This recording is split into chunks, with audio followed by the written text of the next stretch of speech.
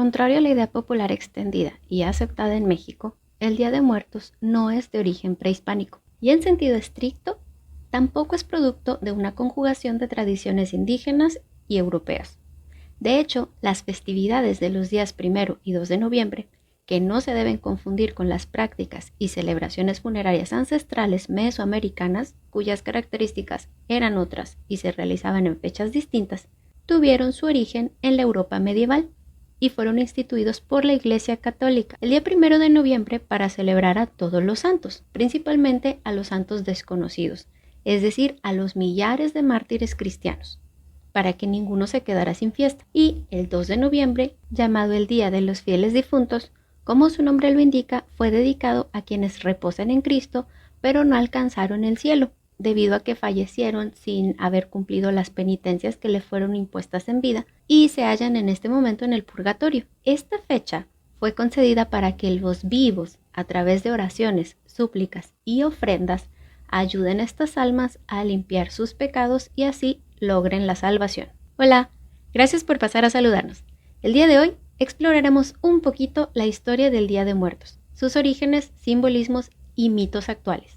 Acompáñanos. A finales del mes de octubre, en el hemisferio norte, terminan las tareas agrícolas, por lo cual hay abundancia de alimentos y es también tiempo de dar gracias por los bienes recibidos. Por esta razón, el Papa Gregorio IV cambió el Día de Todos los Santos al primer día del mes de noviembre, haciéndolo coincidir intencionalmente con la festividad celta de Samaín, que se pronuncia algo así como Samhain o Samhain, celebrada el 31 de octubre en las comunidades europeas de Irlanda, Gales y Escocia. Desde el punto de vista cristiano, esta festividad era pagana y se buscaba que los ritos arcaicos que se celebraban en esta fecha fueran cristianizados al instaurarse el Día de Todos los Santos justo después del día Samaín celta. El Samaín en sí era una fiesta de Año Nuevo. Se celebraba entre el equinoccio de otoño y el solsticio de invierno, y esto marcaba el tiempo de recoger la cosecha, guardar los animales y prepararse para el invierno. La celebración era completamente nocturna. En esta noche se apagaban todos los fuegos que había para iluminarse y se encendía una nueva hoguera y era conocido como el fuego nuevo. Este fuego nuevo se hacía con huesos de animales que habían sido sacrificados y se le conocía como bonfire, de donde se tomaba el fuego con antorchas para volver a encender todas las antorchas de los hogares y así iluminar todo el pueblo. Los celtas, al igual que otras culturas de la antigüedad, creían que el Año Nuevo era también el día en que los difuntos ancestros regresaban para convivir con los vivos, y de ahí los símbolos funerarios que se utilizaban, disfraces, máscaras en todas estas festividades. En las puertas de las casas se colocaban velas encendidas y se creía que esto ayudaba a iluminar el camino de los difuntos. Pero no solo fue entre los celtas, sino en toda Europa, la noche de la víspera de Todos los Santos, que señala la transición del otoño al invierno, era el día en que las almas de los difuntos regresaban a sus antiguos hogares para calentarse en el fuego nuevo y confortarse con esa bienvenida que se les hacía en la cocina. En este día se decía mucho que también andaban sueltas las hadas, los duendes, vagaban libremente por los campos y por las ciudades o por los pueblos y las brujas hacían su aparición. Ahora, el Día de Muertos, como lo conocemos en la actualidad, o el Día de los Santos Difuntos, que es el 2 de noviembre, fue instaurado 163 años después de que se instalara el día primero. En el año 998 fue el abad del monasterio de Cluny, que se llamaba San Odilon, quien pidió que se celebrara al día siguiente del Día de Todos los Santos. Esto por una supuesta revelación divina que tuvo, ¿no? El caso es que las festividades del 1 y 2 de noviembre llegaron a México en el siglo XVI, de una forma inmediata poco después de la conquista española. Fueron celebradas en las primeras iglesias fundadas por los franciscanos en Texcoco, Tlaxcala y en el convento de San Francisco en la Ciudad de México. La fiesta de los fieles difuntos, al igual que otras ceremonias católicas, fueron impuestas en las comunidades indígenas por los religiosos. Lo que denominamos como culto a los muertos o culto a los antepasados corresponde en realidad a una elaborada y compleja tradición ancestral de las culturas mesoamericanas, cuyas prácticas y significado desconocemos prácticamente en su totalidad. Esto de acuerdo a la poca información que se ha adquirido de los monumentos, esculturas, la pictografía de los códices y algunos hallazgos arqueológicos eran una parte central de sus creencias religiosas. Sin embargo, aunque algunas de estas prácticas perduraron en los siglos posteriores a la conquista, no se juntaron o se sumaron estas prácticas con el culto católico a los fieles difuntos. Es decir, no se agregaron a esto. ¿Por qué?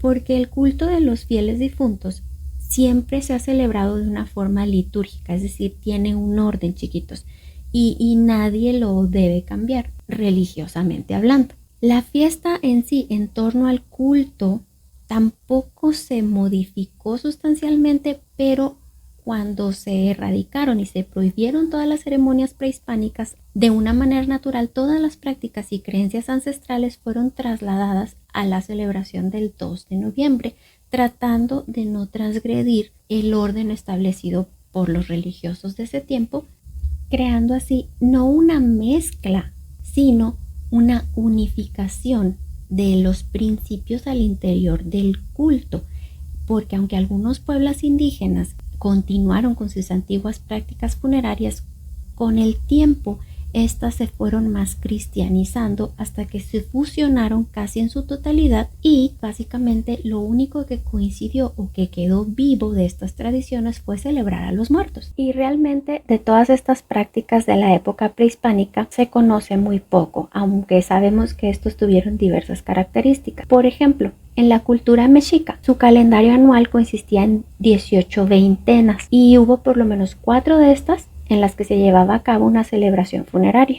Una de ellas era entre los meses de agosto y septiembre, y en esta se enfocaban a los muertos menores, es decir, a los niños. La segunda era un poquito después de esta y se veneraba a los guerreros fallecidos que ahora acompañaban a Huitzilopochtli y moraban en la Casa del Sol. La tercera veintena se celebraba entre el mes de octubre y noviembre y marcaba el fin del otoño y el inicio del invierno, la época de la cosecha de maíz conforme al ciclo agrícola, y estaba dedicada a los cerros y a sus moradores, es decir, las deidades del agua, que era Tlaloc, y Chalchihuitlicue. En esta fiesta se hacían imágenes y eran representaciones de las personas que fallecieron ahogadas o por enfermedades que tenían que ver con el agua, las cuales se colocaban en estos altares. Estas imágenes se colocaban en los altares. Finalmente, en la cuarta veintena, esta se dedicaba a lo que era conocido como el tititl, que significa envejecimiento. Este correspondía a una conmemoración de aquellos fallecidos de forma natural, y por lo tanto el cielo que les correspondía era el Mictlán. Se hacían figurillas que representaban a los finados y se colocaban alimentos como a manera de ofrenda. Se le daba una porción a los mayores de la familia y después todo era quemado en honor a los muertos. Todos estos ritos chiquitos fueron erradicados por la conquista. Las características que hoy en día distinguen a la celebración del Día de los Muertos,